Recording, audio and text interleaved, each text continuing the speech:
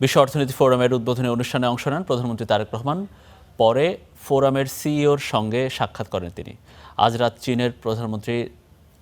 রাতে চীনের প্রধানমন্ত্রীর আমন্ত্রণে নৈশভোজে অংশ নেওয়ার কথা রয়েছে তার। প্রধানমন্ত্রী চীন সফর নিয়ে আমরা আরও জানাচ্ছেন চায়না মিডিয়া গ্রুপের বাংলা বিভাগের সাংবাদিক ওয়াং ছুই ইয়াং জিনিয়া। আমি এখন চীনের তাইওয়ানে সামার দাভোস ফোরাম থেকে পড়ছি। বাংলাদেশের প্রধানমন্ত্রী তারেক রহমান গত রাতে তাইওয়ানে পৌঁছেছেন।